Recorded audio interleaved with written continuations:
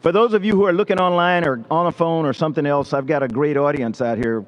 We've got, I don't know, shucks, maybe a third of the astronaut office, and they're all I told them earlier today they were looking grim, but some of them are smiling now, but I'm going to tell them later they better start smiling. I can't thank you enough for all that you're doing to help us make progress on our ambitious journey to Mars. And although we're talking about commercial crew today, I don't want anybody to lose sight of the fact. Although we're talking about commercial crew today, I don't want anybody to lose sight of the fact that all this. Although we're talking about commercial crew today, I don't want anybody to lose sight of the fact that all this we're doing is so that it will enable us to eventually get humans to Mars. That's what this whole thing's about. We're planning for the first ever year-long ISS increment with the launch of Scott Kelly and Mikhail Kornienko. And we're taking the most concrete steps ever to advance humans to Mars.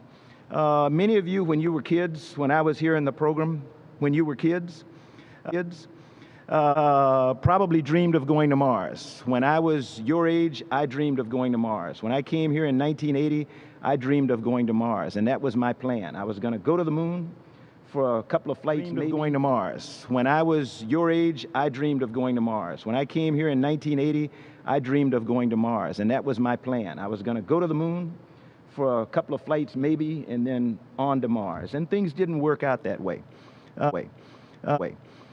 People always say, we're 20 years from going to Mars. Well, guess what? I think we're on the verge of breaking the 20-year barrier. We're about to go under the 20-year mark. That's why I tell you to smile. Okay? You're the luckiest people in the world. That's why I tell you to smile. Okay? You're the luckiest people in the world. Okay? You're the luckiest people in the world. So don't, that's why I tell you to smile. Okay? You're the luckiest people in the world. So don't, that's why I tell you to smile. Okay? You're the luckiest people in the world. So don't, you're the luckiest people in the world. So don't, don't sweat the small stuff. I mean, be attentive to details. Be attentive to details and make sure that we don't screw anything up. But man, just suck it up and enjoy details. And make sure that we don't screw anything up. Be attentive to details and make sure that we don't screw anything up. But man, just suck it up and enjoy details. And make sure that we don't screw anything up.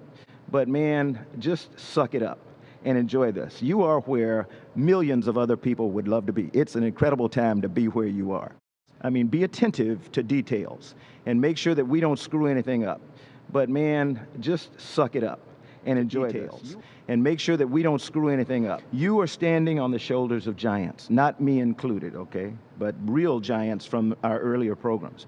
And you are a part of the team that will push the boundaries of exploration and one day reach the planet that has eluded us for generations, Mars. Mars. Mars.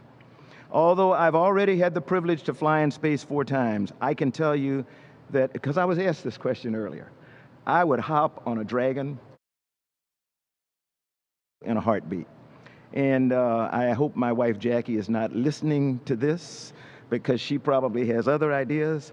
But in other words, I'm incredibly envious of all of you. Peggy, I look down there at you and I mean this. I am envious of you all and where you are. You're being given an awesome responsibility, however, to represent our nation on the journey to Mars. And together, that's now our challenge to inspire our nation and the world to believe in the dream of extending human presence farther into our solar system than ever before.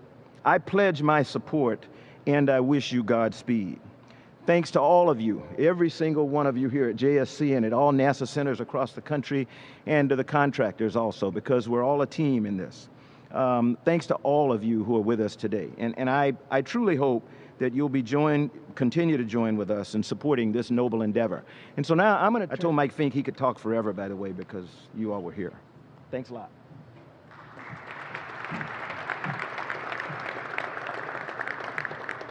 Thank you, Administrator. Now we'll hear from the woman who is leading this initiative, Commercial Crew Program Manager Kathy Leaders. Now we'll hear from the woman who is leading this initiative, Commercial Crew Program Manager Kathy Leaders. Now we'll hear from the woman who is leading this initiative, Commercial Crew Program Manager Kathy Leaders, who also previously managed the International Space Station's Commercial Cargo Resupply Program.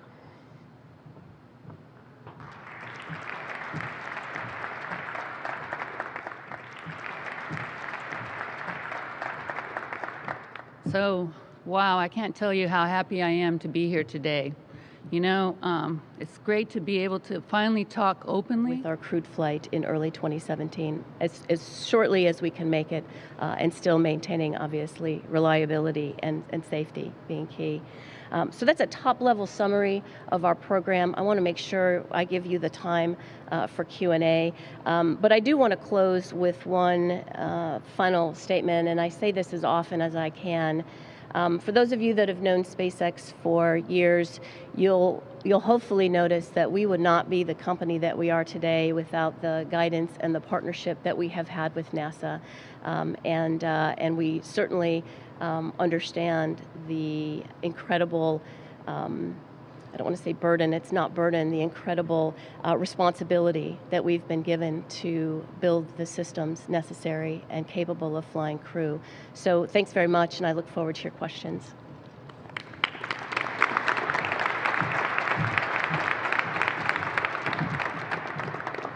Thank you. We're here at the home base of the astronauts, and joining us today is Mike Fink, who has logged more than a year in space during 3 missions, including as commander of Expedition 18. He is the astronaut liaison to the Commercial Crew Program.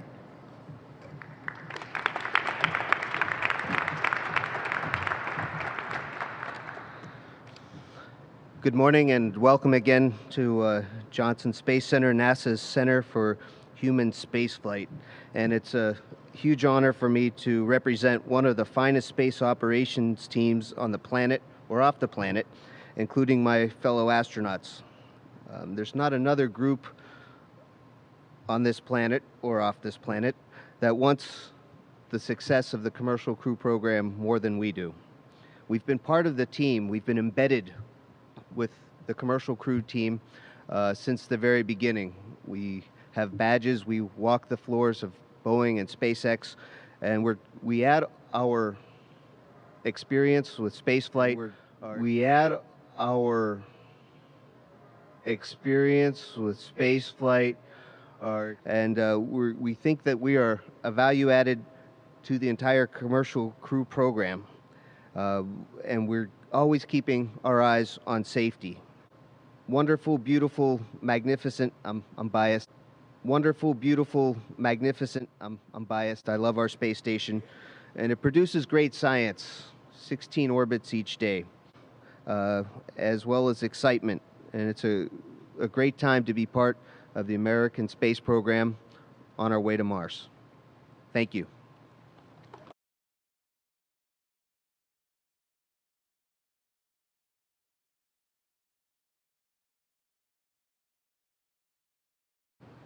Thank you, Mark Carreau for Aviation Week.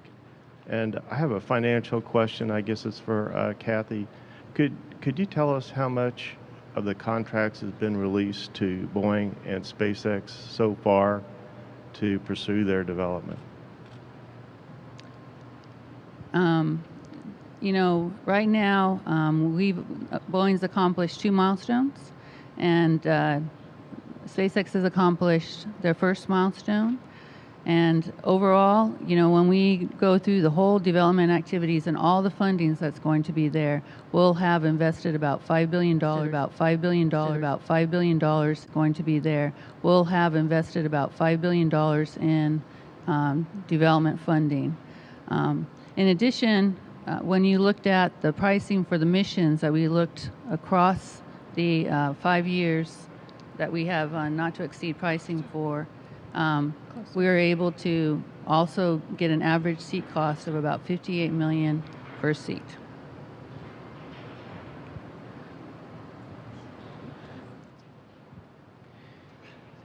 So it's a challenge to precisely have a vision of what it will look like. If you asked the aviation industry what it was going to look like in 1916, I doubt anybody would have been able to describe what it looks like today. It's clear, though, that it will grow. I don't know if your question was centered around the fact that I said we'd have a Boeing test pilot and a NASA astronaut. That's kind of common for us in any new vehicles that we release and put through a test program, is that we would have a Boeing test pilot be a part of that activity. I think, though, that as the commercial industry in low Earth orbit matures, there will be all kinds of people traveling to low Earth orbit. So get that going. Let me add one thing, and it's because I want to try to add some consistency to what we say. You heard me mention several times that we're about going to Mars.